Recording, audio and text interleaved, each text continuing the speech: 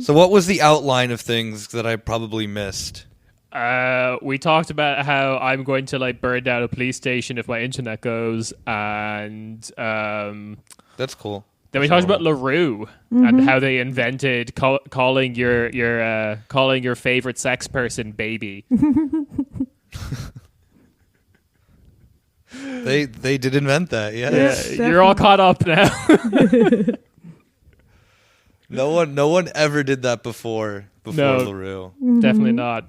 It's such an unorthodox thing, calling the person you want to have sex with a child. It's like, Oh no, I could never oh my god, no. I could never I could never use the term baby. It always freaked me out. Well, I have to endure it now. So I have friends who always say baby in their relationships. Like, you don't know they're a baby guy until then you meet them with their partner. They're like, baby this, baby that.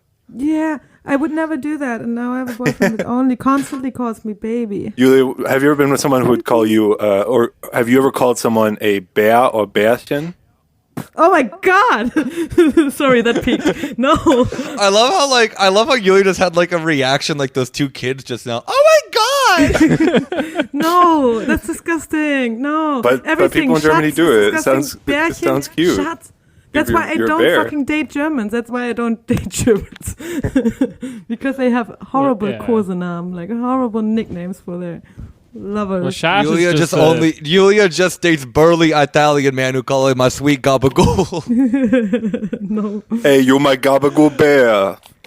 Oh my god, Bärchen or Schatz. Oh, that's all disgusting. Why would you do that? I really thought Rob was about to say, you know, when you have friends who call you baby, and you're like, Rob, what? No, I don't have friends. I call my friends baby. That would be way cooler, actually, though, than like calling your partner that. Like calling your friends baby is like kind of endearing if you think That's about true. it. Yeah, I think sometimes I've heard All right, that so we before. all Calling someone you have sex with baby is perverted and disgusting. Yeah. So are we all swearing here that we're going to call each other baby? Well, Yes, baby. I mean, Okay, baby. Yeah, you know, listen. No, now it sounds like a '50s thing. Like, listen here, baby. That's why we're doing it. I got that from, I think I first learned about that from the Easy German video. You watched those, Kieran? I think you would like them. On YouTube. what did they call it, baby? Wait, No, Easy German 208. I just looked it up. What Germans call their loved ones. nothing. I We don't love. No, actually, Kosenamen. Ja, dann fangen wir doch mal nach. Los geht's. actually, you can get behind the baby thing if it is Oh, authentic. mein kleiner Geschlechtsverkehrpartner. Ew, what the fuck, Nick? I was trying to make it really just like literal, like a big long German word. Geschlechtsverkehrpartner. Partnerin. oh dear God. Moppy. All right.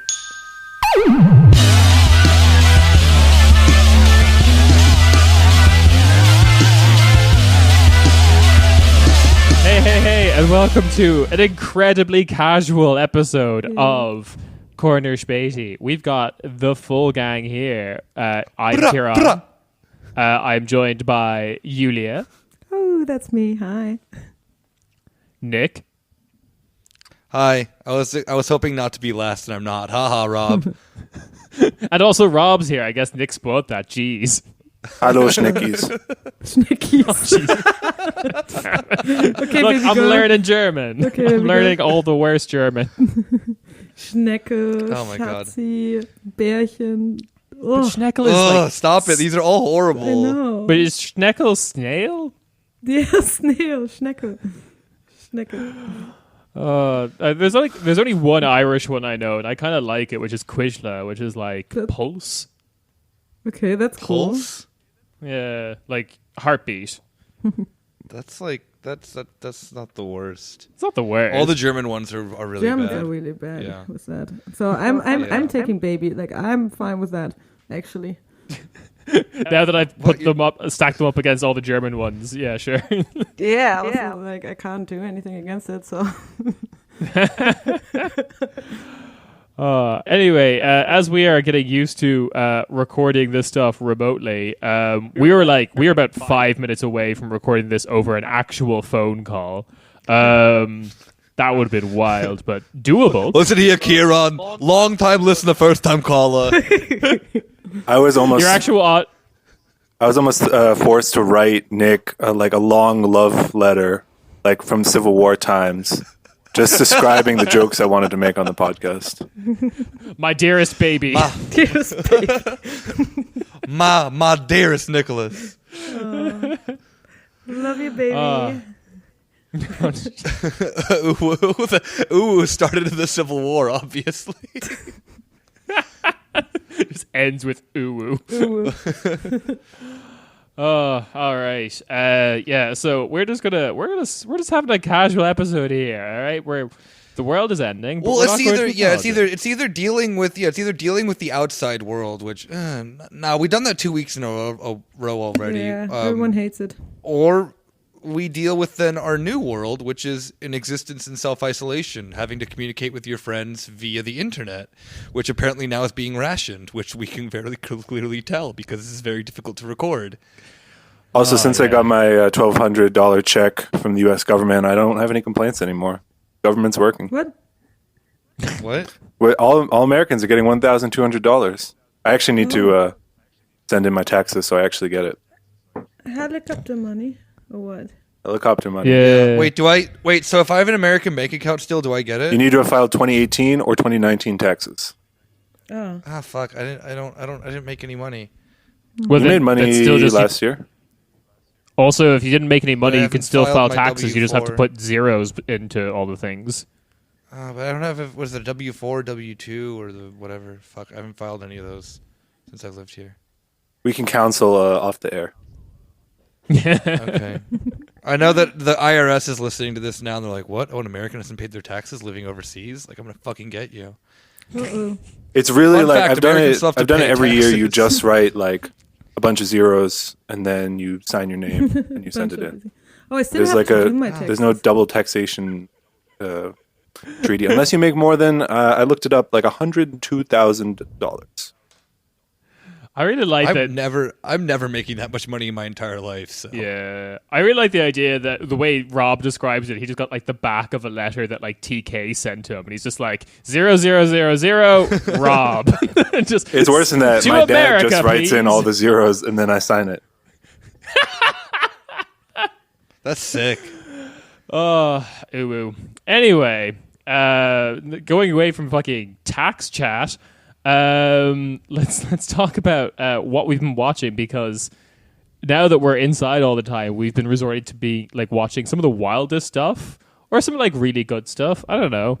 Yeah. Well, No, the solid. tax chat is important to this because I've got my money and now I can just be a neat. I don't need to. I just get my steady stream. My $1,200 will last me, probably forever. If I budget it, and I can just watch movies. I've done all Rob's gonna my do- spreadsheets.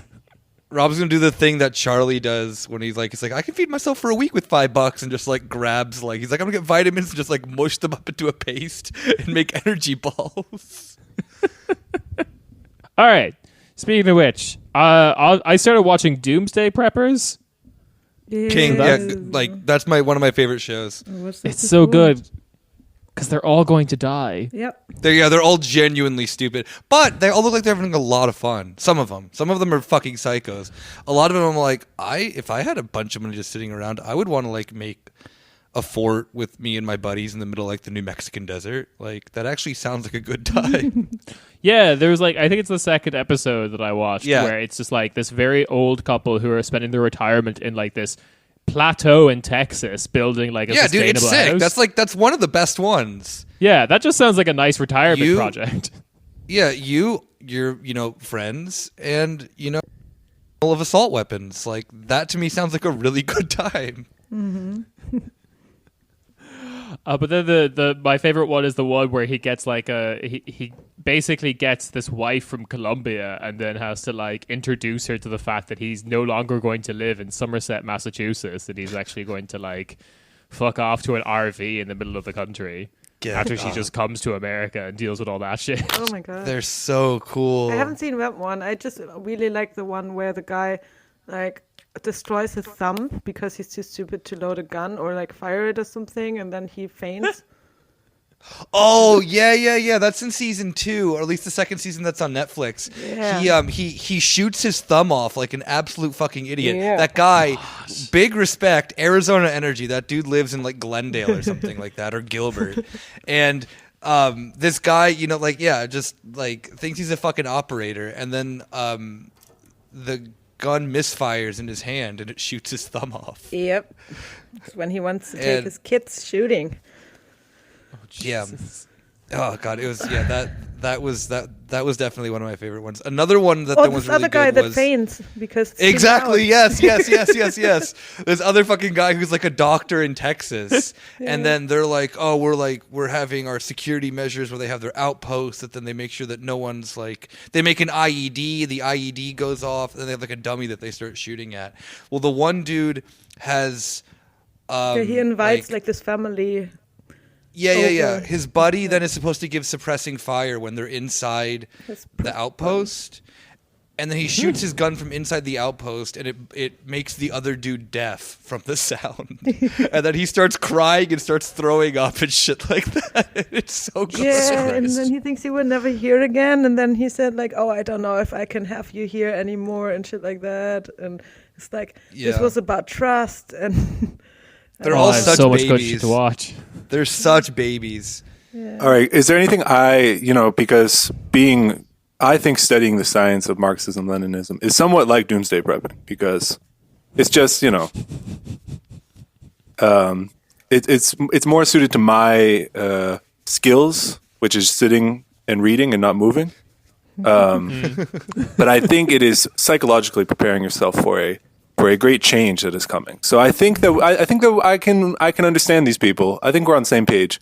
So what tips have you learned from doomsday prepping that could apply to us or our audience?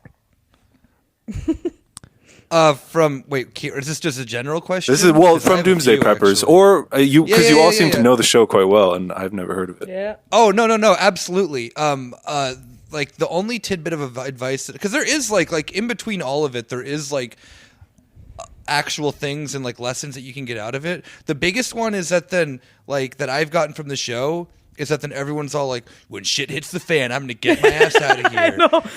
Yeah. And the thing that. about it is that then in reality, like let's say that then something were actually bad that then would happen. The last thing you'd want to do is like actually move from where you are. So your initial thing should just be to stay put, unless you like absolutely need to leave, like a hurricane or something like that where you're being evacuated.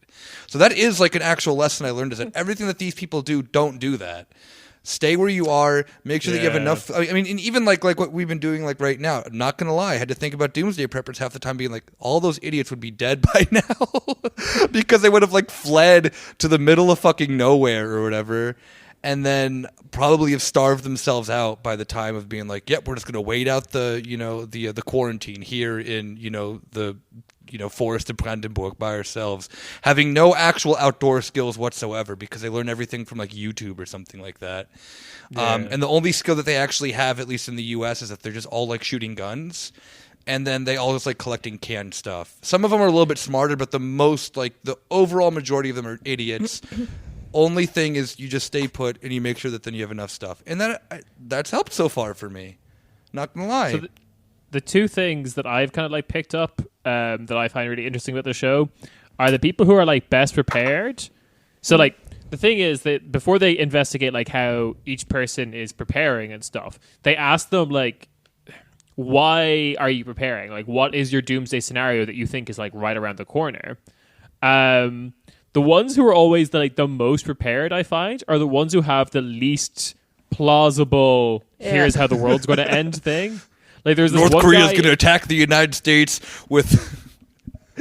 No, there was this one guy who was like, I want to say he was in Illinois somewhere, and he owned like a secondhand phone shop, and it was like he had the whole thing decked out, like his entire house run on solar power. He'd been like, he had several side businesses. He had enough food to last him and his family for like, I think something like 14 years. like, it was ridiculous. But then it's like, the world's going to end because there's going to be a big earthquake that tears the United States in half. And I'm like, okay. The Bugs Bunny gif is real. He's just going to saw the U.S. in half. And it's like, okay, that's interesting. The other one is this entire show is just the epitome of the good, like, Homer Simpson. It's a good Homer Simpson quote that I did not get as a child because I did not understand American culture until I watched the show. But the Halloween episode where, like, they tell Homer he has to kill Flanders, and he's just like, do I dare kill my neighbor? Do I dare live out the American dream? Because that's all these people want to do. Like, so they all have their, like, apocalypse scenario. There's going to be economic collapse. Iran is going to attack. There's going to be a terrorist attack that blows up a nuclear power plant or whatever. But all of it is just like, that's just background dressing. The important thing is the unruly swine will start to take my thing. Exactly. Yeah, it's all about that. Yeah, I know when the apocalypse is coming. It's when my fucking next door neighbor won't clear the brush that is on my side of the property line. Who wasn't it? Rand Paul who got in, like, an actual fucking altercation with his, like, Yes. Yeah, exactly. He deserved it. King shit. Yeah. Rand What Paul's actually happened there? Yeah. Yeah, Rand Paul's For the neighbor listeners. beat the shit out of him for something really, really, really small. Like he had a I think it was a tree on his property. No, Rand Paul was being a dick. I remember Rand Paul kept cutting down yeah. trees, even when he said not to. Like, his neighbors, like, don't do that because it's on my side. And then he did it anyway, and he was, like, piling up the brush, like, right next to, like, I will it seemed not let intentional my just to neighbor piss his neighbor violate off. my NAP. But someone like him deserves that, especially with, like, the politics he stands for. No, exactly. sorry, Yulia, you are violating the non-aggression policy. Trees cannot sign the non-aggression policy. It's not aggression pact, isn't it? pact. Yeah, it's not aggression pact. It's a policy. They can't enter into the pact. Yeah. You guys No, are mixing it up with the NEP. Yes. Yeah. Damn, fuck. The new aggression pact. Oh god.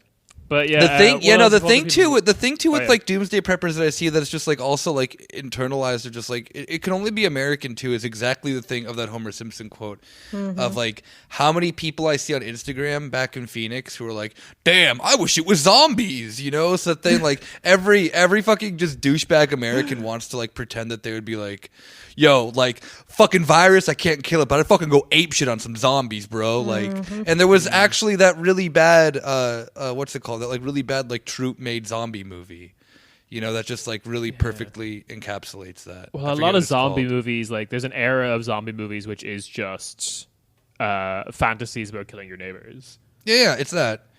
Yeah. And it really is like I've seen so many people talk about Corona this way of like, yo, man, like, well, this is fucked. I can't kill my neighbor. Like, this is bullshit. Oh god. So what else? Rob, what have you been watching? Well, I wanted to say I watched a zombie movie this week. I've been watching a mix of apocalypse movies and Studio Ghibli movies. Got to balance out the tonalities. I haven't been doing any those are the work. two political extremes. Yeah, the two genders. Yeah. So I'm not sure what I've learned from the apocalypse movies. They were pretty good. Children of Men is a great movie. It is. It's a brilliant movie. Yeah, Yeah. great movie. Watched it several times. A lot has already been said about how it like describes not the future, but like our current time when no future is possible, or like it's impossible to imagine because everyone just goes through their daily life. Because it's history pretty ended, good. Rob. What? It's because history ended. History been ended. Yeah, history did end a long time ago. Done did end. Done did it. There's a new past tense has been created in English to describe history. Yeah. Yeah. Oh god. No, Yeah. those are good films. I don't think I'm in the mental state to watch any post-apocalyptic stuff right now. The other thing I've been watching is just like episode after episode of House. That's worse. Yeah, well, that is so much worse. Apocalyptic. Oh my god, I couldn't deal with some fucking just like drugged out doctor show right now. No, sorry, I'm with Rob on this. I would much rather watch an apocalypse movie than watch House. Kira, or anything like medicine related. I'm going to pitch why I find this comforting right now. Please. Is because I feel like House is what the people in charge are like right now. They're just like low-key racist, low-key sexist, wildly overconfident in their own abilities, absolute disregard for anyone underneath them. But you know what happens in House? They actually solve it. So, well, that's like the vision, right? Situation or whatever. There's like literally every house. Go ahead, Julia. Except for like the sad moments when people die, like there are some sad people dying. Yeah, but I've been running the numbers. That's like twice a season. Yeah, that's twice out of every 24 episodes. I know, but I'm talking about like main characters having cancer and shit like that. I don't know. Oh yeah. Okay, I'm on season 4 right now. Come on. Okay. Come on, it's old. Yeah, that's true. Yeah. But I think you nailed it, Kieran, because what's funny about House is like it's exactly what you say. Everyone like the House guy is like, yeah, he's racist and sexist and a fucking asshole. But at the end, he just has this breakthrough. And every episode is like, yeah, he's actually playing 10D chess. And then there's this literally like a Deus Ex Machina every time that he comes up with like, yeah, it's lupus or whatever.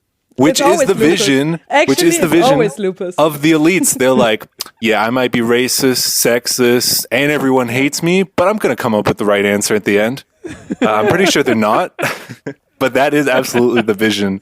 So I do think House captures our moment. And when you texted that you were watching House, I thought, I'm watching Children of Men, 12 Monkeys, like these visions of an apocalyptic future. But I think House captures the future better because when Joe Biden, he either is going to lose or just get kicked off the ticket, but he's going to be valorized as like, look at the sacrifice he made.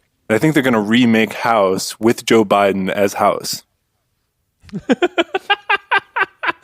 No, that would be brilliant, especially if they just had to like, basically improv every episode. Like the writers definitely write something, but then he goes on in his own trail. He can't do listen here, Jack. Does he always like move out of the camera accidentally? So he's like never in the shot. No, but they're forced to follow him. Like they have to make it seem like what is happening was intentional. So like every episode is just like someone comes in with a really interesting case. Oh, it's really dramatic. Some like special effects zoom into one of their important blood vessels bursting for no reason. And then the last 20 minutes of the episode is he's gone and got ice cream for himself. That's kind of nice. Oh. It keeps going on about how he used to get ice cream all the time when he was working as a lifeguard and the kids would come by and stroke his legs or whatever the fuck it is. And everyone's waiting for the episode where Obama cameos, but it never comes. But I do think it would capture liberal mindset. Like Cal Penn is working for Obama or whatever now and is watching the new House reboot and is like, damn, I got to get back on the show. He's going to ask Obama to like kill him off so that he can go back to the fake universe. Maybe Obama can do a triple tap on Cal Penn so he can return to the fake world. Oh God! So I've also been enjoying. Rob has been like finally dipping his toe into anime. Yeah, finally with the Ghibli. A stuff. graceful toe dip. About time. Exactly, but you've been watching some good stuff, but also like the basic stuff, like. You've been watching some Ghibli. You've been finding that good. Well, I've just been... All the Studio Ghiblis are on Netflix, which... I mean, the whole Netflix thing is... I'm kind of like... It's kind of bad how much influence Netflix has over our culture. Like, there's just one thing. Like, I didn't watch that Tiger King shit. Mostly because I'm sure it's good, but I kind of have this contrarian thing where I'm like... This is literally just a thing because Netflix produced it and it's like, here, it's like taking a big spoon and forcing it in everyone's mouth. Like, this is what you're going to talk about. Enjoy it. This is your interpersonal relationships and communication. It's going to be framed around our, whatever we decided to produce. That existed before Netflix did. Were you not there when Breaking Bad was on TV?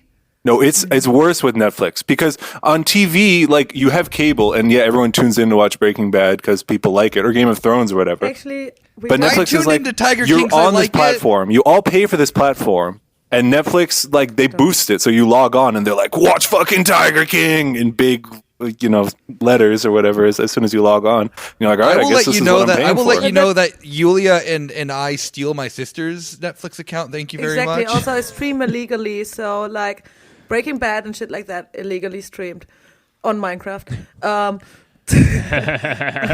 All the other shit that I'm watching, like 90 Days Fiancé, fucking illegally streamed. Yeah. So like I have options, kids. I have options. So I don't need to watch what Netflix offers me. So I want to watch. I kind of agree with Rob, but there's like a slight difference because I think what was happening with Breaking Bad is still kind of what's happening with like the Marvel movies and like the new Star Wars and stuff, where the pressure to watch those is like a social pressure. Like I have to watch the Marvel movies so I can keep up with other people's conversations. That's basically like why I'm to other people. That's what I do. I mean, I was gonna say the virus has forced that now. I've seen maybe 2 or 3 Marvel movies, and I'm perfectly equipped for all conversations because everyone I also know doesn't watch these movies either, except for Kieran because he broke his brain with them. Yes, I did. But like that's why like I had a very hard time vocalizing when the 4th Avengers came out why I was so annoyed, but it was because I feel like I was only watching that film so that there was other people, like when people mentioned it or talked about it or referenced it, I would know what the fuck they were doing, rather than I actually want to watch this. Whereas the Netflix situation is like, because they control the method of delivery, they're forcing like everyone to talk about this one thing. Exactly. Where I think it's the reverse with what Breaking Bad was like, I have to watch Breaking Bad to keep up with the like water cooler talk in the office or whatever. Yeah, no, that is, I guess that is kind different. Of like, I mean, okay, it kind of like has to do with like this platform thing, Yeah, so exactly. we get our service from this platform, we get our, and since Netflix like provides the content of the platform and a lot of people don't even use cable anymore, it is, as Rob said, kind of like monopoly in the sense of definitely content, what we're watching. We need to be the monopoly content, this podcast. Obviously, you can stream whatever you want and you have all these options, but like, what are you going to watch? Like, I don't know, you're tired in the evening, coming home from work or after working at home or whatever you're doing. And you're like, I'm going to watch something. And it's like, I don't want to go find something. I'll just see what Netflix tells me to watch. And the first thing is Tiger King right now.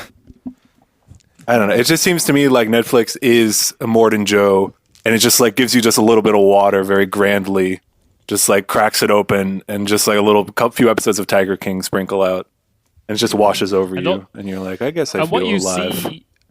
What you see on Netflix is very dictated on like, there's ways of like breaking open their algorithm. Like the first time when I started watching Terrace House, and it's just like, oh shit, Netflix has decided I need to see all the like Japanese and Korean content they have. And it's just like, and you get all sorts of wild recommendations after that. The same thing goes if you start like watching when they had RuPaul's Drag Race on there. Oh yeah.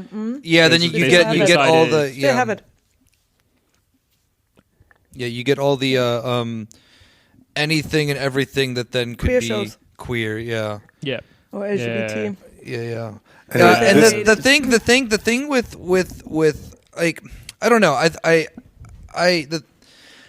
I'm never really drawn into like the things that Netflix features on their front page. So I do think that there is something just like genuinely like the situation that we're in, and maybe like there is like some big conspiracy that they were like saving this for when we're all in quarantine because it is such a just like memeable show.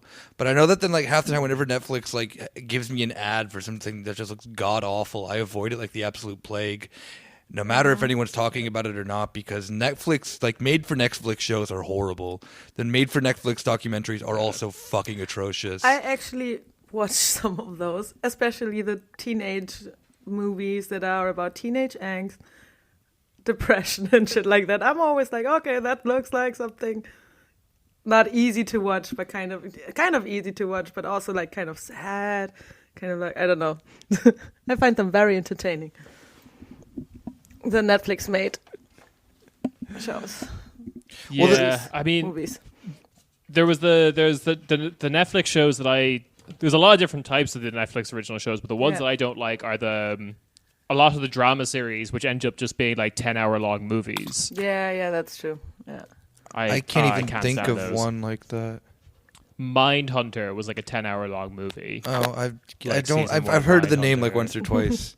I don't know what the fuck that I is. feel like any drama that's like any scripted drama on Netflix is Yeah. basically that. I remember I watched the two ones about like Berlin, and those are maybe the worst shows I've ever seen. Which one? There was or maybe it was just one, and I just thought it was two. There was remember it was no there were two. There's the one where then the guy is a CIA operative, and then Berlin Station, dog shit show. I only watched it because it said Berlin on the thing, and I'm like, I'm curious of where this is filmed. I lived in Berlin. I live in Berlin, and holy shit, it was really bad. I think I got 3 episodes in and stopped watching it. And then there was the one that was so bad I loved it, which was Dogs of Berlin, which was like, let's take 4 blocks and make it like 4 blocks is actually a good series. Yeah, that's true. It's like if the Germans figured out like American crime shows, and actually executed them decently. And then what is it? 4 Dogs. 4 Dogs. Dogs of Berlin was like, well, let's do that, but like just make it for just really fucking like, you know, Spießy German audience. So it's horribly racist. It's just like just stereotype on stereotype on stereotype. And I really enjoyed it. I really wish that there's a second season because it was so bad I liked it.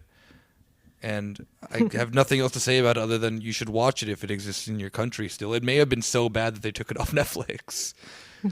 Oh, they bury the shows that don't do well. Yeah. But it's literally just like the plot line is like if Mesut Özil was killed by the Turkish mafia because someone gets into like a gambling debt or something. Fuck, now I remember the You whole remember plot. it now. Yeah, exactly. Yeah. The star German athlete is actually a Turkish guy, which then ends up in a race war in like the middle of nowhere in Berlin at the end of it. In like Hellersdorf. Or Yeah, something, I don't know. exactly. Yeah. It's so fucking bad. It's good. Yeah. I remember. What have you been watching, Yulia? Like I said, yesterday I watched All the Bright Places, which is a movie about 2 teenagers and like, I don't know. Yeah, teenager movies I'm watching. And of course, I watched The Circle. Oh, The Circle's so good. Yeah, especially in times like these, it just seems like it's a normal conversation they're having. Yeah, right. The Circle is just you and your homies podcasting. That's it. Yeah.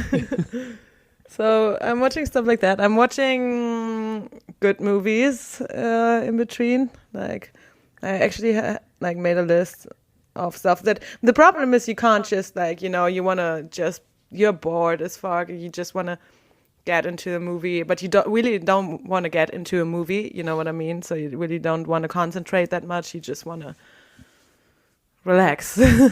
So yeah. like a lot of those movies I still have on the list, and like I watch some of them from time to time, but I also watch a lot of reality TV and Good. and teenage angst growing up movies That's- about teenagers Being angsty.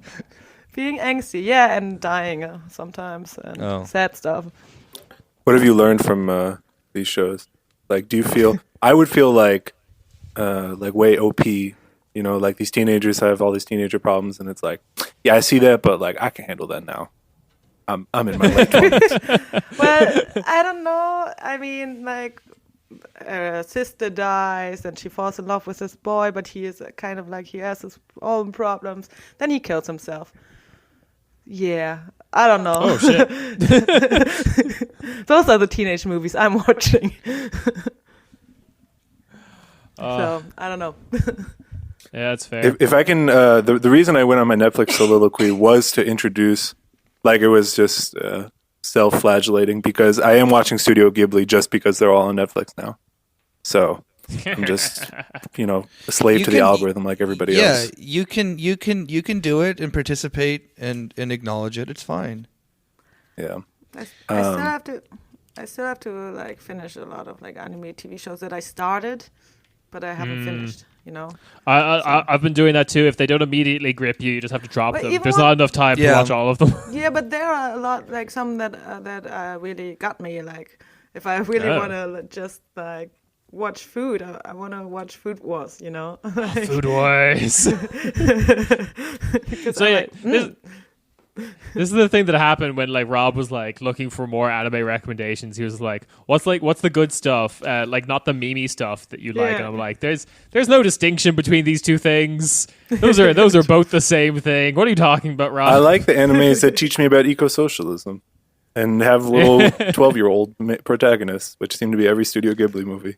that is true. I mean, yeah, that is what Studio Ghibli does. I have to say, I like the studio. I like, I'd seen Princess Mononoke a long time ago. It's still my favorite Studio Ghibli movie.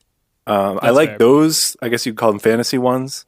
The Studio Ghibli that's just like the movie version of Animal Crossing, where they're just like walk around, do, I'm cute, and then the movie ends.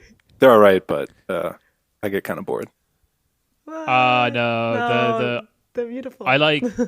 I've been watching a lot of his stuff, especially some of the stuff that I missed. Like I watched, was it Ocean Waves, which there was never like Ocean Waves. Yeah. They I never watched did it like as well. there's no English dub of it still. No. So like if you want to watch it in English, you have to watch it with subtitles. I watched it.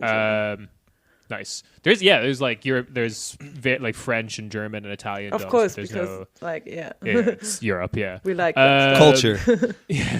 culture, baby. But like, yeah, I like Ocean Waves. I like the kind of weird biographical slice of life stuff that Ghibli does. I also really like Ghibli's comedies. Like I really love Pocoroso. That's a Which bop. is That's an just- absolute fucking Yeah, bop. that's true. That may be one of my Such a good one. favorites. Just saying. But yeah, Rob, you need to get into the like, I don't know, you need to get into the representations of the various genres of anime. Like you need to watch. I don't know what's a good one. Oh, I think actually no, Rob, you'll love this because it's set in like a fictional Europe. You need to watch Full Metal Alchemist. All right. I've heard of that one. Yeah, the leader is called King Führer Bradley. King Führer. King Führer, not only a Führer but also a king. No, but what you were saying about like movies like Ocean Waves or like Your Name or something like that, you know? Oh, Your Name is so fucking I good. love it. Yes. I love it. Yeah. And I really I like these movies because it's so pretty. It's so amazing. Like I don't Yeah. know. It's maybe not as much action as in like the full fantasy ones, you know. Yeah. But it's so pretty and like I don't know the way No. it's So well, it's it so makes- beautiful. It's beautiful. Yeah, it makes me calm. I don't know. It's Yeah. I can't explain Good. it. It's good and emotional. Actually, yeah, I recommend that one to Rob. So Rob, if you want Ghibli quality, but you want to move out of like Ghibli as a studio, then Your Name, which is on Netflix. Yeah. All right. But if you I'll want to check watch it it out. in English, Wait, you have Your to, you have Name? to use a VPN. I thought you to said get Full to, Metal like- Alchemist. That one Full as well, Alchem- but that's Yeah, different. Full Metal Alchemist is what we would call a shonen anime for boys. For boys. For boys. Doesn't have that girl stuff in it. Like Rob, your brother has been turned into a suit of armor by like a weird fucking science curse. Yeah, stuff for boys. An anime that smells like those spray, like Old Spice sprays that you wear in 7th grade. Like an axe. Yeah, Yeah, it's Axe, the anime exactly. equivalent of a can of axe. No, I like the ones where they teach me about socialism, like Castle in the Sky. That's about socialism. Yeah, okay. If you want stuff like that, then go for like Kill la Kill is like Yeah, an Kill la Kill. anti-fascist. I yeah, was Kill la about to Kill's say- Kill la Kill's fantastic. Kill la Kill. Oh my god, best. Yeah. Sounds But like it's like sounds like communism already. Am I right? Let's add to that 800 million.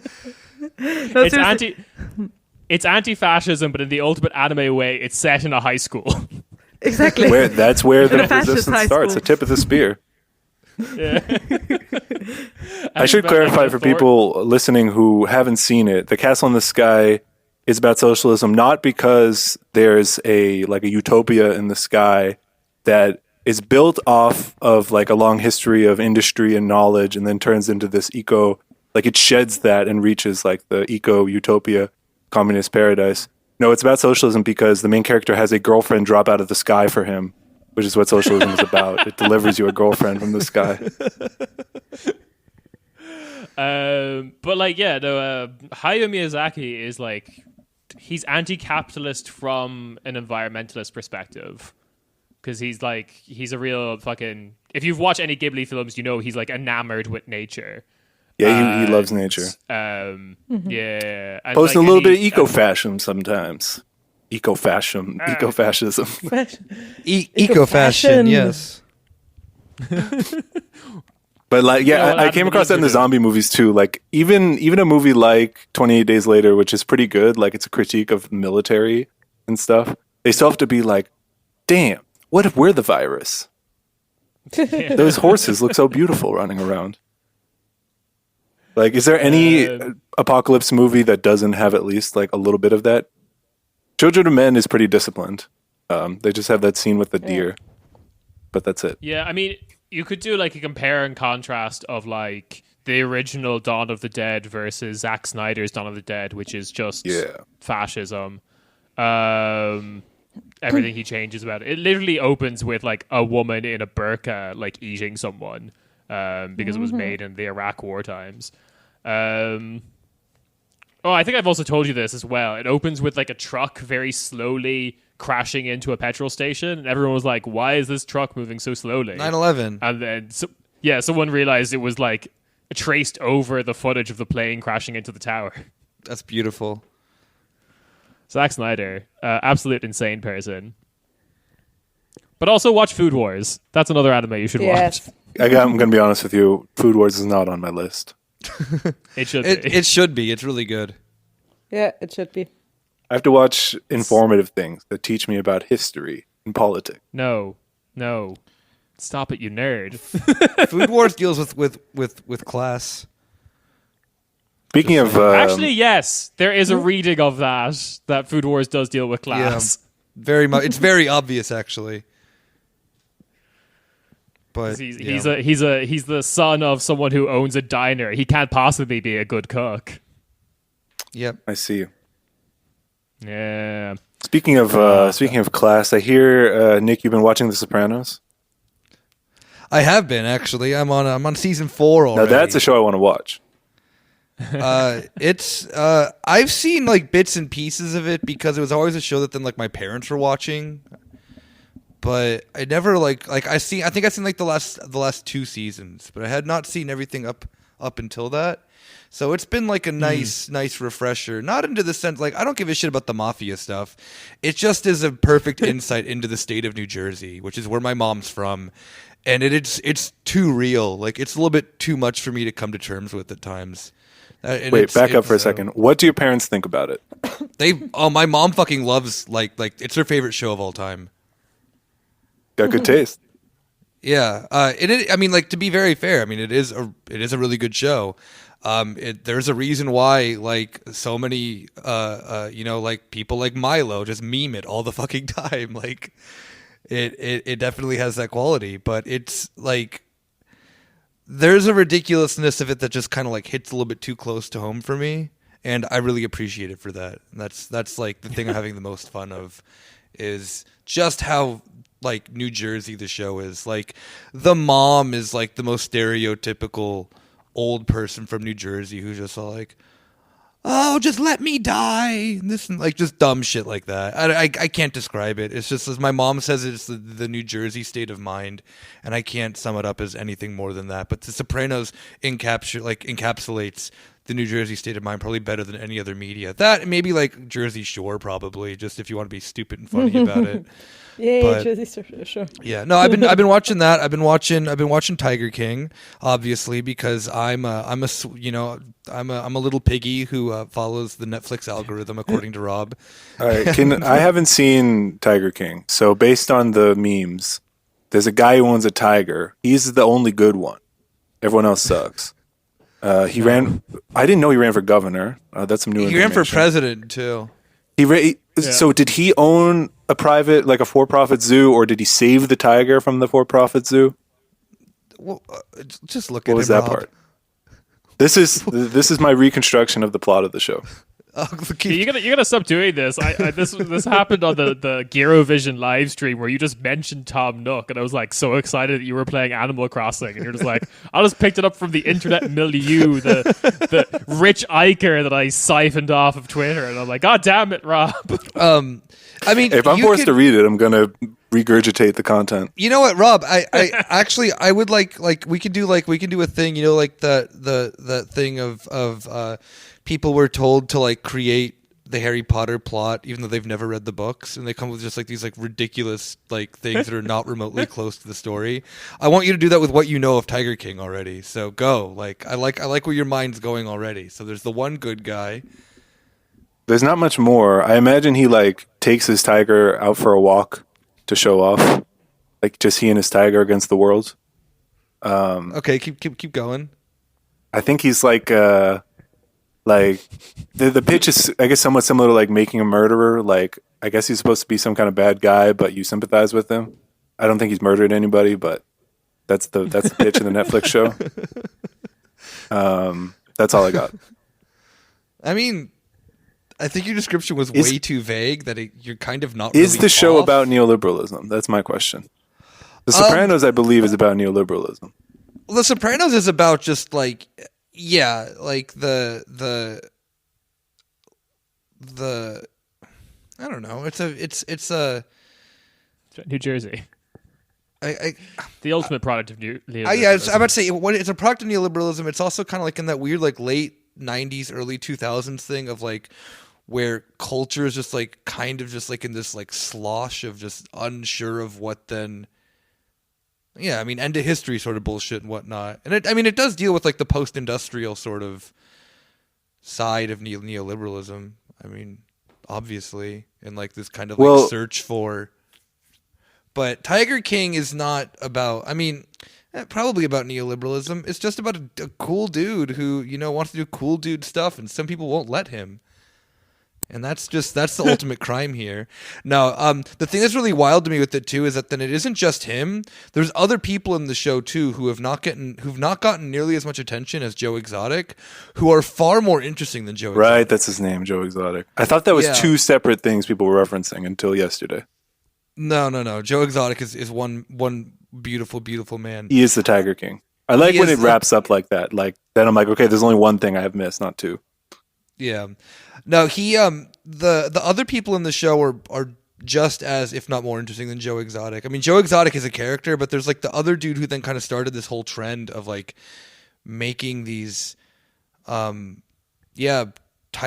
farm, not tiger farms, like weird zoos. Private zoos, yeah.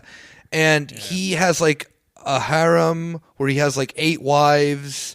And all of his wives he underpays, who they have to work there, and they like he apparently like murders all the baby tigers. There's like very little attention paid to like him, but he's far more. He was like a magician at one point too. Like, why don't we have memes? Actually, to be very honest, I forgot his name because Joe Exotic is just so like in your face. Steals the show. Yeah. He is, yeah. I mean, it isn't just that then there's this one dude going around being an absolute piece of shit. It's like an industry almost. Yeah, it's an industry where they all know each other, they all do business with each other, and they're all equally as stupid as each other, which is just what makes it so perfect. That is also neoliberalism. Probably. Yeah, I don't know.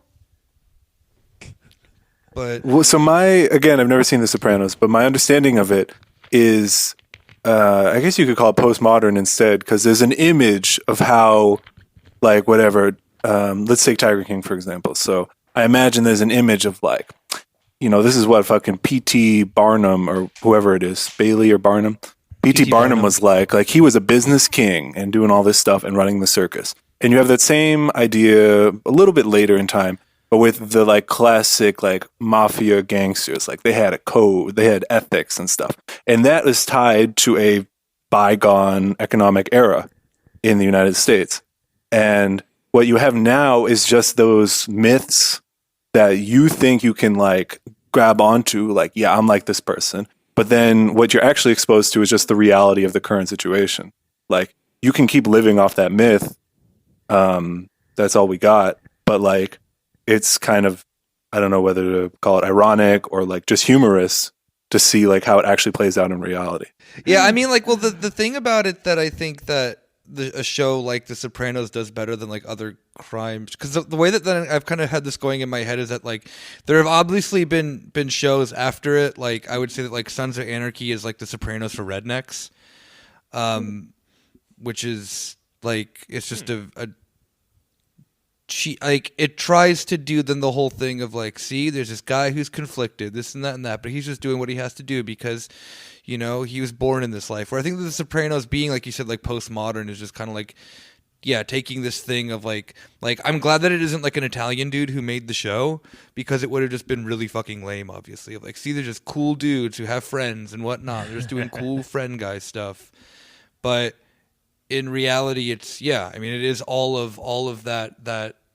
Yeah, the postmodern condition of it, like, is it not like of just all of it being just kind of like falling apart around then the character and this family and stuff like that, because it just doesn't function in like a modern world and whatnot.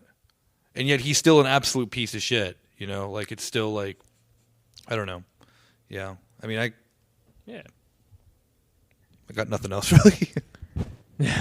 Well, something you said before, I think Yulia said it too, is that Uncut Gems is about neoliberalism. And I think that's the same reason. Like, you have someone who, he doesn't have like a clear... exactly. He doesn't have a clear like person he's copying, but he's like about that hustle. Clearly the hustle's fucking anxiety inducing.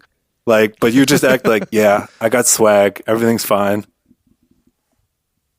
It's the same idea, right? You see I think that movie does a good job because it like just has just enough connections to like where they got the crystal or whatever it's called, the opal from in I forget where the mine was, somewhere in sub-Saharan Africa.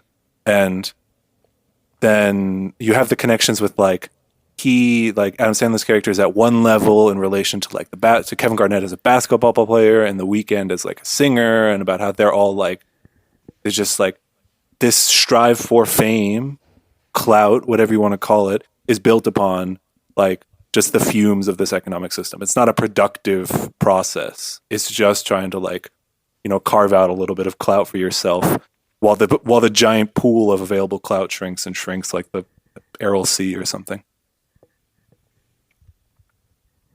Yeah, I think that's fair. But he's cool, so that's why it's all right. That's the thing I always wonder, is that like, who are like, I know the type of people who like finds these characters cool, but yeah, they're not. Like, it's wrong to say that they're not cool, because they obviously are cool under these like you can see the like facade.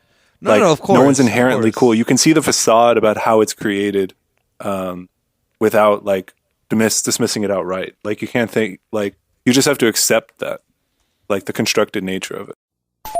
Whoa, they're trying to build a prison. Hey guys, Sonic here. When I'm not speeding through Green Hill Zone and trying to talk Dr. Robotnik, or listening to Serge Tankian blast his beautiful Armenian pipes, I listen to Corner Späti, my favorite European political podcast. You can support them at patreon.com/Corner Späti. Whoa, I love chili dogs, but for the price of one chili dog a month at a really expensive ball game, you can support this great podcast. Oh, I gotta go fast. Why do they always send the poor?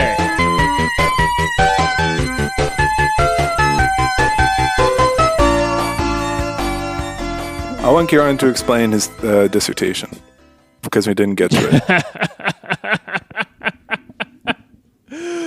I'll mention briefly with fucking Full Metal Alchemist. Yeah, I got to do a really weird dissertation in school because I did graphic design in college, and they just let you do whatever the fuck as your dissertation.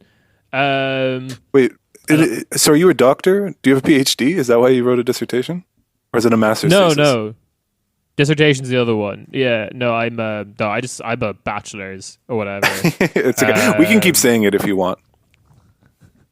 I'll call you Dr. Kieran.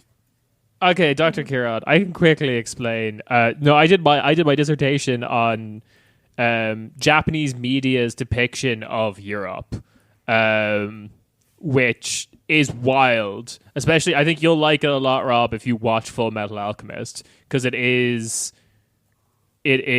Europe through the eyes of like someone who's kind of vaguely read some Wikipedia articles and seen some photographs and maybe went on one holiday once. That's all you need. That's all you need. Like, you were talking about Hayao Miyazaki. Like, he's kind of enamored with the three countries in Europe he's enamored with are like Ireland, Wales, and Italy. Yes. And that's basically everywhere in his movies. Especially where's Ireland in the movies? I don't know if I've seen that. Watch Tales of Earthsea. That's like where you can very clearly see like the Welsh and Irish influence. Everyone says it's really bad, but I like Ursula Le Guin and I like Studio Ghibli. So where does it go wrong? Yeah. No. All the lists say it's like the worst one. No, I wouldn't say that. God no. I can imagine the lists are wrong, but I'm just waiting for a pitch. Yeah, I have a special place in my heart for Arrietty, but I don't think Arrietty's very good. Arrietty was like when his son tried to take over the studio. But okay, I remember that episode of The Sopranos too. when the son tried to take over Tony's anime studio. No, it's like that stuff's kind of legitimate because Hayao Miyazaki like spent I think like more than a year like just running around Italy. So like most of his fantasy settings are just like various parts of Italy just merged together, like the north and the south and Tuscany with Venice and all sorts of stuff. You'll see that a lot in like Kiki's Delivery Service. Right. Yeah. I was confused in Nausicaa where the hell that's supposed to be. Like, I guess they're medieval Europe, but it's very vague. Yeah, exactly.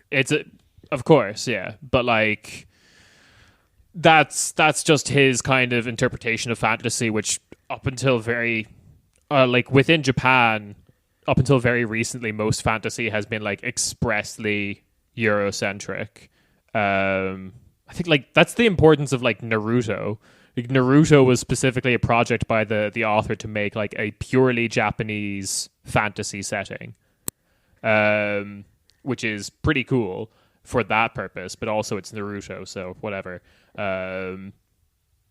Yeah, like there's just all sorts of weird shit about how they kind of view Europe and how they like view themselves. The really interesting thing is when they draw Japanese people within an anime that is set in Europe, they'll like really exaggerate Japanese stereotypes in a way that's kind of weirdly racist towards themselves. But then you get to also learn about like what kind of visual stereotypes they have towards European people. Like apparently we have big noses and chins. That's our thing. Yeah, and also we have the other thing that like I think a lot of European people kind of get their mind blown with, but apparently our eyes, according to them, are really narrow. Yeah, see? Europeans have oval-shaped eyes, whereas Japanese people have circular eyes. That's kind of the weird distinction they see, and that's how it manifests in drawings of themselves. Kieran, have I ever showed you... I was at the British Museum in London, yes, and they had this whole section about, like, I don't know, Japanese history, and they had this one, I think it was from, like, 1500 or something, and it was just drawings of what other people in the world look like. No, it must have been way later than that. So it must have been somewhere between... Must have been after 18, like, the... whatever the time is, the Meiji Restoration. yeah. No, it was a time, no, there were traders, but people couldn't leave the country, so before that. And they just had, like, this is what other people in the world look like. And they just had, like a Dutch family, a family from the Mughal Empire, and someone else. But the Dutch family, like, they fucking roasted them. Like, they look like little pink piggies. Like, it was hilarious. I'm going to find it now. I think I took a photo. It was like in a textbook or whatever. Like, this is what the rest of the world looks like. Look at these fucking Dutch idiots. I mean, that's kind of what they do as well. They also do this weird thing where if a European or like an American appears in an anime set in Japan, they'll like really exaggerate their Europeanness. They'll have really big nose, really big chin, that kind of shit. But when the show is set in Europe or like a fictional Europe, they'll make everyone look more Japanese. Or like what they vision. It'll just be like how they draw a Japanese person, except they'll have blonde hair. It's like weird shit like that. It's very complicated and weirdly confusing. The only thing I really regret about my dissertation is, well, not really regret, but like when I did it like 1 year before the Attack on Titan anime came out, which that's another one if you want to see like weird Japanese interpretations of Europe, because everyone in that show is called like Henrik or Amelia and like have these, from a Japanese perspective, very European names. They also have like pretty German names like Hans and I don't know, like weird shit like that. I don't know if it's only in the German translation. Aren't they called Jägers? But literally the opening line of the anime theme, the first season theme is absolutely great bop for the gym. But the line is Sie sind das Essen, wir sind der Jäger.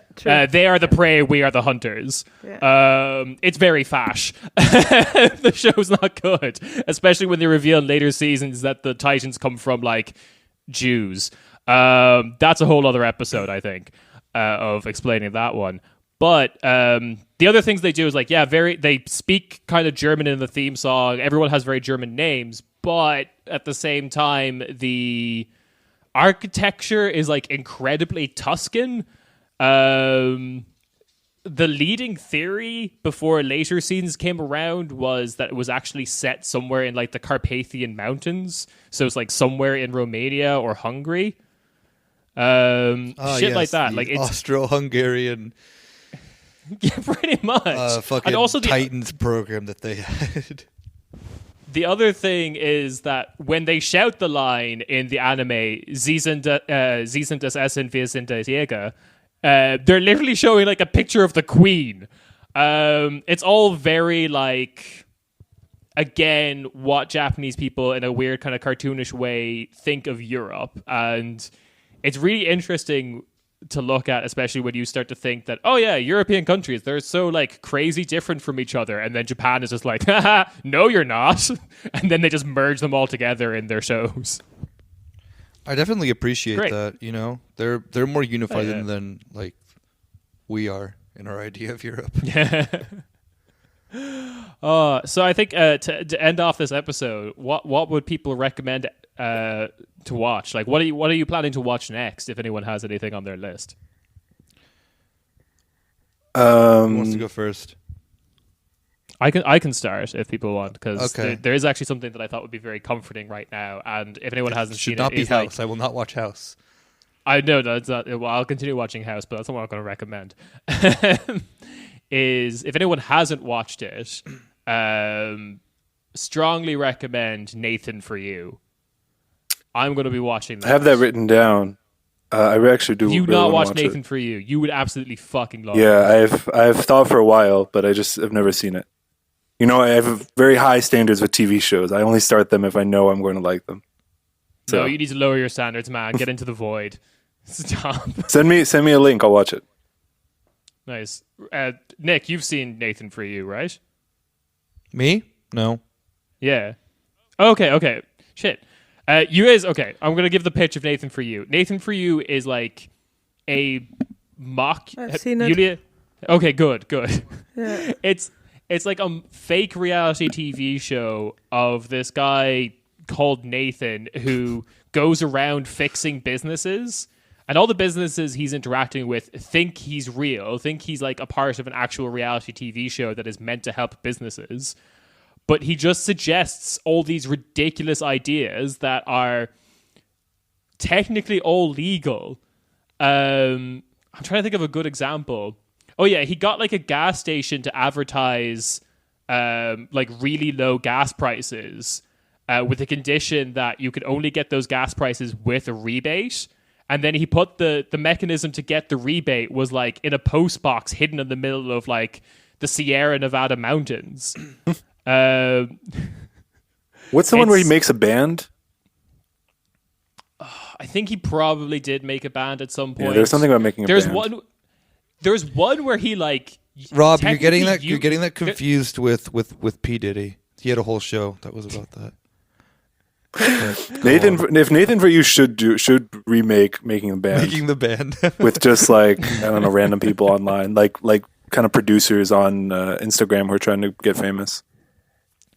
There's an episode where he unionizes all the taxi drivers in LA and starts sending death threats to Uber as a company. Wow. Well, he got famous with the dumb Starbucks, right? I think that was the first Yeah, time I Dumb heard about him. Starbucks got a lot of attention, but it was already a show before that. Yeah. Yeah. But like the Dumb Starbucks thing was important because that's when everyone realized everything he was doing was real. Because people thought, like, for the longest time that it was a completely staged reality TV show, that everyone on it was actors. I've mentioned Children of Men and Uncut Gems. You can watch both of those. Great movies. Studio Ghibli. Everything I've talked about, I like. For a recommendation, I just found this last night. I don't think I looked well enough. If you've ever seen the documentary series The Battle of Chile, I'd highly recommend that. 3 different sections of footage on the ground of the basically the Allende government into the coup. They're really fantastic. I never found, I think I didn't look hard enough, or it must be new. I never found an English language subtitled section of part 3, which is called Popular Power. And I was just Googling last night and I found it. So I'm going to watch that tonight. Parts 1 and 2. Part 1 is like the lead up to the coup. Part 2 is the coup. And then part 3 is like a longer term view of like the workers and like these new worker co-ops and everything that they're building in Chile at the end of the 60s and early 70s. I highly recommend it. A country in a time of change. Not a happy ending. Nice. I guess my turn. Yeah. I don't have any recommendations, but I'll just, I guess, talk about what what I guess I'm probably going to end up curiously watching, because I haven't seen anyone actually talk about this show, but I saw an ad on HBO Go that I've been stealing from my sister. There's a show Nice. that's like kind of like Man in the High Castle, but it's an HBO show, so it probably is actually better. That then is like, what if Charles Lindbergh became president of the United States? And Okay. yeah, and it's like, I'm like, Charles Lindbergh was a Nazi. Like, what happens? And then it's like, the plot is that Charles Lindbergh becomes president as being a, like the candidate for the American Nazi Party. And I'm like, this could go one of two ways. It could be horrible, like most alternate history things like this are, or because it's an HBO show, it may actually be kind of decent. I don't remember the name of it, but I just saw the ad for it. Yeah. It's my friend recommended it to me too. It's The Plot Against America. Oh, is that? Oh, yeah. That's the name of it. Yeah, I saw it. Oh no, the only thing that then I was just curious of, because it's the thing that we may have talked about, I think, previously in the show, of like the thing I found kind of confusing with Man in the High Castle, the TV show, not the book really, because the book is completely different, is that they their perception of like if the Nazis ran the United States, like, was just kind of like daily American life, and I don't think that they like brought that over as well in the show, that like that the U.S. is quite fascism at its core, or quite fascist at its core, and they like, I feel that they could have like handled that better in a way, you know, because it just kind of like goes and like, okay, yeah, suburban America, everyone lives nicely, this and that, but then like deep in its underbelly is like then this like weird like race science-y sort of stuff, and this and that, and they try to like adopt too much of like the Nazi principles within to like the ideology of the U.S., which doesn't really, it just kind of comes off as clunky and awkward. So I'm curious of how they then do it in this show, of then kind of like showing how like enamored Americans are actually quite with the idea of fascism. They just don't know how to like put it in their heads. Like, just looking at them, the sense of look at any Trump supporter right now with how Trump is handling, the situation with like, The thing that we weren't going to talk about. what? No, we're not going to. The thing we weren't going to talk about. I'm not going to like go into any details. Yeah. But they like, if it's the guy that they like who's doing it, they fucking love the militarized state. And this is just with like with everything else that we've seen in the past too. They're not like, these are the same people who are telling you, oh yeah, small government, small government, small government. And I think that then it's really interesting that then if you have things that then are draped in a white nationalist background of like assisting people and this and that and that, like America's quite Nazbol, just straight up. The politics in Turingen could work very well, probably in certain parts of the United States. I'm just saying, Nazbol gang, where you at? Don't insult Bodo Ramelow. It's an open question whether like the U.S. could even be fascist in the sense that like, oh, it wouldn't be like Nazism or whatever. I mean, because it would just be a military dictatorship. Like you see that now with the military's preparing to like control crowds and whatever in the upcoming in the coming coronavirus riots. And Donald Trump loves the big beautiful generals, so they're just going to roll right in. Whatever they're like. What institution, like Congress is what, a 15% approval rating, and what does the military have? Probably like 80% or something. There's open questions whether that would hold if they were actually like took over, but like all the signs are there that just like there's not even a robust enough left movement to crush. They would just roll in and be like, now we're more like, I've had people tell me like liberals tell me like, well, if the military could get things done better than Trump, then I'd vote for the military. Like, explicitly, and not 50-year-old. Damn! Next election is Twitter. The next election is Donald Trump versus the Egyptian military. I was thinking about this the other day. If Steve Jobs didn't die, he would be like the Napoleon figure for all liberals in America to crush Trump and inaugurate like a tech dictatorship. So I guess we can be happy that didn't happen. Steve Jobs would be their like 18th premier sort of. People fucking love Steve Jobs. I forgot people like cried when he died and left flowers at Apple stores and stuff. Imagine if he were alive. I think liberals would be en masse trying to draft him to like lead an American I was empire. I was so happy doing this episode because we were talking about something just so like normal, and then now we mentioned that then like this weird liberal cult around fucking just evil ass. Hey, he's dead. Steve He Jobs. can't hurt you anymore. Yes, he can. Tim Cook is not going to be the American emperor. Don't worry. Like, don't No, worry. he doesn't. Like, He doesn't I've have it heard in him. I've heard Tim in the Cook is next, Louis Napoleon.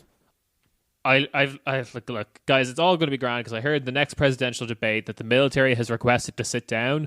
So that's just going to be like deeply embarrassing for the military. Anyway, with all that said, with our recommendations, with us talking media shit, I think it's time to end this very, very casual episode of Corner Späti. Yeah, we literally just got you guys to listen to like an hour and a half talking about like what we've been watching. You're welcome. I mean, we could do worse. I feel like I could do an hour and a half of like me doing my best Sonic impression. Oh yeah, I mean, that's gonna be the next episode. Kieran, can we watch the Sonic movie together? We can do even like a Yes. live commentary track or just do an episode on it. I want to do that. This is like, all right, to be very fair, I legitimately once listened to the full E1 episode of them just talking about chips. That was like an hour and 15 minutes of my time that I will never get back. You're saying you want to do that?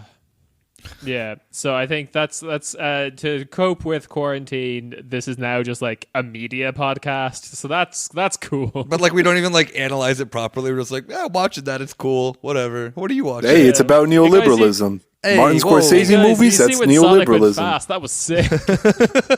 Damn. There's just gonna be a big. I wish I could run that fast. Also, to defend my media credits, I was confusing The Plot Against America with another Philip Roth book, American Pastoral, excuse me. American Pastoral has the '60s Weather Underground characters. Shut up, you nerd! Sorry. Watch Food Wars. Yeah, Rob, you should definitely watch Food Wars. The food looks really good in it too. That alone is enough to watch the show. It's just like how somehow animated food looks better than real food. But it's important. I- It'll also break your. I brain realized a open in long time way that's ago, very enjoyable. Like, if you're going to be any kind of vegetarian or try to be vegan, you either have to like really love to cook or just not give a fuck. And I'm in the second category. I will eat like a jar of peanut butter every day if I have to. I just can't. That's why you have. I can't just a get too worked jug up of about it. food. Oh. You damn messaged it. me for a recipe the other day. That is not true. Yeah, I'm cooking because my partner is working and studying, and I'm trying to cook for her.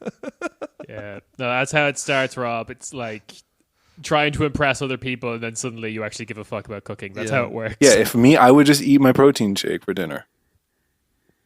All right. Well, with that revelation, it's ciao from me. 4 scoops of the mix, 60% rice protein, 40% pea protein, some apple mock. You can make your own oat milk or just use water, but the oat milk makes it tastier. A little bit of all natural peanut butter, 100% peanuts. Mix that up. What is this? This is nonsense. That's proprietary blend. The Corner Späti protein shake. 100% vegan. Damn it. God damn it. Oh god. Watch Food Wars. Yeah. All right. Goodbye, everyone. Oh, hey. Yulia is I about to also wanna defend say my bye. protein shake. No, I want to say bye. I'm sorry. Like, I can't. I'm too exhausted for talking. It's That's all like- right. Yulia got shot in the leg during the food wars. She's No. she's recovering. No, I wasn't feeling good on the weekend, so Yulia has I coronavirus. thought I would be better and able to talk now, but at some point I was just not listening anymore. I'm sorry. It's okay. That's all right. Can I have one final question for everybody? I'm sure we've all thought we have coronavirus at some point. So on a scale of 1 to 10, how likely is it that you personally have coronavirus? I'm putting myself Right now, at a I feel like 3. shit. Okay, right now I have like a running nose, my eyes hurt, my ears hurt. I feel cold. Honestly, The sounds like you have the temperature flu. says the temperature says I have less than 36 degrees, so I'm probably dying. Yulia's is already a corpse. Yeah, maybe it's reverse corona I'm doing. I don't know. Yeah, Yulia has already died. The last hour and a half of recording was actually just very complex gas escaping from her body. It just sounded like audio content. It was very Yeah, probably. It's amazing how that happened. Fuck. I feel great. So- I'm like a 0. Yeah, Yulia's a 0, but she clearly has the flu, so she's actually a 10 for the flu. Ooh, I'm a 10. No, But only for the only for flu. I think I'm at like a 1, a 2, maybe. I don't know. I felt pretty shitty this week, but since the weather got bad again, I feel good. Wait, you feel better when the weather's bad? Well, yeah, because my allergies then went away when the weather, like when it snowed today. Yeah, for me it can't be allergies then. Yeah. Like it was allergies before, but now it's like I Yeah, also have like a bit itch on the throat, but not like a sore throat or something. yeah. Mine was definitely allergies because today I feel like 110%. I feel real good. So I had really bad hay fever for most of my life, but whatever type of pollen I am allergic to does not exist in Germany, so I'm a fucking king in this land. Cool. awesome. Welcome. Woo! And on Yeah, congrats, Karen. Yeah, on that note of Kieran just being so fucking healthy, having a 0% chance of coronavirus and no allergies in Germany, we will see you all next week. Yeah, sorry guys for not being on the whole time. We will see you Don't next worry. week with our live commentary, like a commentary track of the Sonic movie. Of the Sonic movie. Oh no.